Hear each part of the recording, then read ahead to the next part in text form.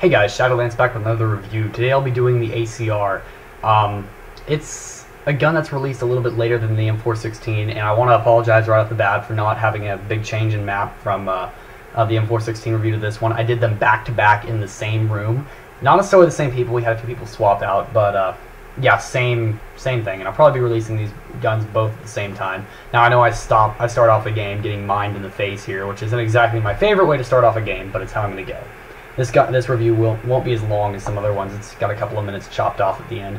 I also have to apologize. The end of the kill creek gets sort of cut off because, well, I ran out of recording room on my hard drive, so I had to swap out hard drives to another one. Took me a while to dig around and find another good solid state in my back, so that was a little bit of a hassle. So you don't get to see the end of the game, unfortunately. Sorry about that. But I do swap in for some oil rig gameplay near the end, and the oil rig gameplay is better than the kill creek gameplay in this case. So even if it does involve a little bit of base camping, it's how I get the kills. So it's how I want to show you guys the gun. If you have a problem with it, well, suck my left nut. Anyway, so statistically, the damage is 38, portability is 62, the rate of fire is 74, accuracy is 80, and recoil is 62. The ammo capacity is 30 of 90. Although the popularity on the wiki says it's a high popularity gun, that's only true among low ranks. A lot of low ranks use this gun because it's powerful. It's more powerful than a lot of other assault rifles right off the bat. Although due to the recoil being much higher than the M416, it is not usually preferable. You unlock this gun at Staff Sergeant 3, so you unlock it much earlier than the M416. So this is basically an M416 before you have access to, well, the M416. So get good with this gun, and then the recoil on the M416 will make you unstoppable if you get good with this gun prior. Although, once again, this is in the spray category of guns. The recoil goes out of hand a little bit faster than the M416, so the recoil is a little bit harder to control. Although I do tap with it a couple of times here, tapping is harder to do with this gun than many other guns, so yeah, that's not exactly the best way to use this gun in my opinion, although it's not impossible. So anyway, although this gun has two variants other than this one. It has the NX Rare called the ACR Black Snake, which comes with an integrated ITEC scope and is an absolute monster of a gun. It is just a destroyer. It's so much fun to use. You can spray with it so easily. It puts an M416 to shame in terms of spray.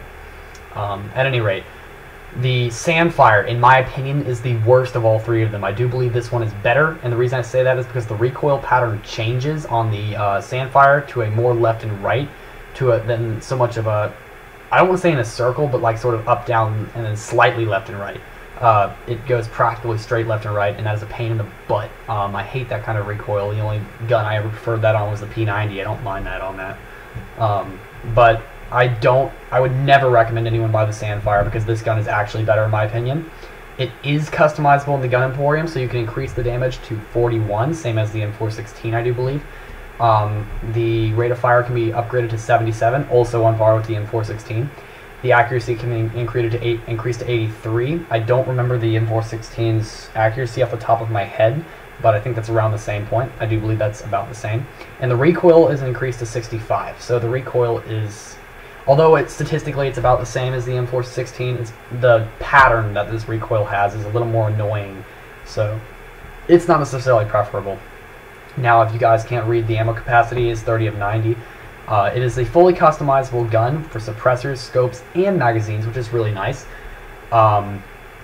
In all honesty, I do want to talk about the Black Snake just a little bit because I used to have the gun. I used it for a very long time. I got very used to using it, and that's just, I love the gun. Now, I would not renew the gun, and here's why. It's not good for competitive play due to the damage drop-off. The damage drop-off in the ACR series isn't terrible, but it's not as good as the M416. So if I got the Barons, if I got my hands on the Barons instead, I would obviously hang on to that over the Black Snake if I was given the choice with one renewal kit. I would rather you have the other one. And right here I just kind of say screw it, and I pull out my ACR and kill him. I was like, I can't pistol this guy, so I'm just going to kill him like this then. But at any rate, so I would not renew the Black Snake, but it's up to you guys. It has the integrated ITEC scope. But honestly, what I would like to compare this gun to is the Scar series. Although this has better damage drop-off than the Scar series in my opinion, it does not have the burst mode, so spraying long ranges is a little more difficult without an ITEC scope integrated into the gun. That's probably one of the reasons that I do like the Scar series more than the ACR series. Also, I would like to say that the Scar H is, in my opinion, far, far, far superior to the Black Snake. And the only reason I say that is because the fire rate is ridiculous on the Scar H compared to the Black Snake. The Black Snake does have an increased fire rate, I do believe, although don't quote me on that. I'm just saying, I'm pretty sure it's like, I'm 90% sure about that. But the Scar H has this insane high fire rate, even for a assault rifle. So, I do believe it's somewhere upward of 76, so that's extremely fast for an assault rifle. I suggest you guys look into that because I don't remember the statistics right off the top of my head. I haven't had the Scar H for about a year now. Haven't used it. Now, there's a lot of assault rifles that sort of fall into the spray category. I would consider those to be the M6A2, the M417 series, the SCAR series, the ACR series, the M416 series. I think I already said the M417 series, I'm not 100% sure, and the M4A1 series. And we're swapping over to oil rig here, but those all those guns sort of fall into the same category. Once you have one or two of those guns, I don't think you need more than the others. Now, a lot of you have noticed that I have this gun for permanent. The reason being is because last November, last fall they had a GP sale for permanent, and I bought this gun, and I'm actually quite glad that I got it. My favorite map to use this gun on is Vertigo, as oddly as it sounds, because I love going up into the sniper. I forget which base it's in. I think it's Bravo, where you spawn down below, not inside the building, and you can run up the stairs to the left and just sit there and spray long range, and tapping at that range is still relatively easy. So it's a great gun to use on that map. If you want to see the best way you can use this gun, use it on pump jack because you can get up high. If you can get above other people with this gun will tear people to shreds. Shooting up with this gun is not exactly great. Shooting down on people with this gun is a massive thing.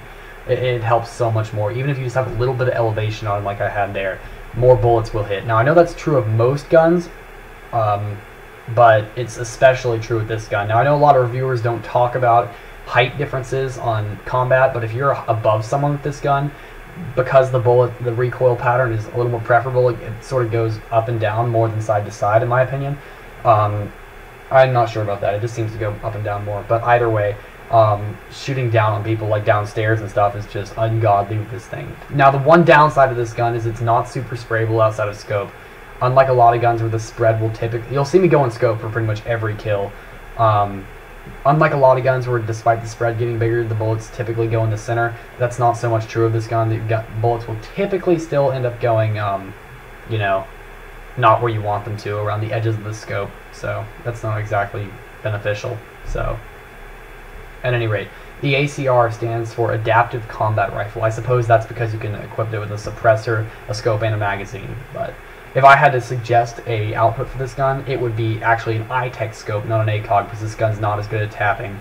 I would suggest I don't actually suggest a magazine upgrade because this gun is powerful enough that you don't usually need to worry about that. And I would suggest an S3 suppressor because with a customized version of this gun, it's already so powerful there's no point in not putting on a suppressor. There's just no reason not to. So yeah, the damage is high enough that the damage drop-off won't really affect it enough to make it that bad. The one thing I would like to talk about this gun is that the draw speed is not the fastest in the world. It's not terrible, but the spread recovery is, and I'd say it's actually mediocre. I'd just say it's average. I wouldn't say anything special about that. The draw speed is just pop and go. It's kind of fast, not particularly, but anyway, the portability in this gun, this is a heavier gun than most. It's heavier than the M416, at least how it feels to me. The gun feels very, very heavy in my opinion. So although it's not bad to run with, the portability statistically is 62, so that's just how I feel. It's a little bit heavier. Now fortunately, even for an assault rifle, this gun is cheap. You can buy it for 1 week for 4,655 GP, exactly. So about 4,700 if you have that amount.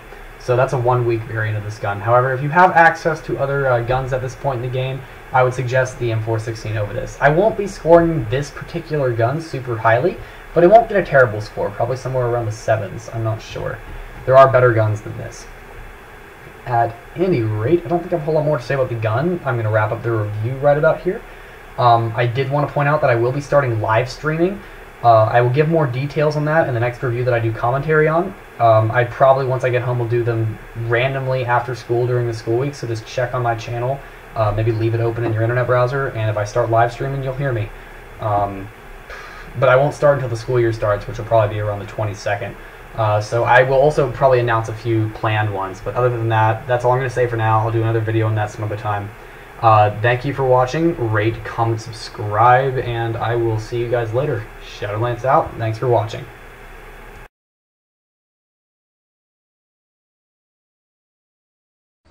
What the hell? How about the cocaine? I threw it all away, Dad. Motherfucker! You throw away all the cocaine? You know what the hell I had to do for the killer of the cocaine?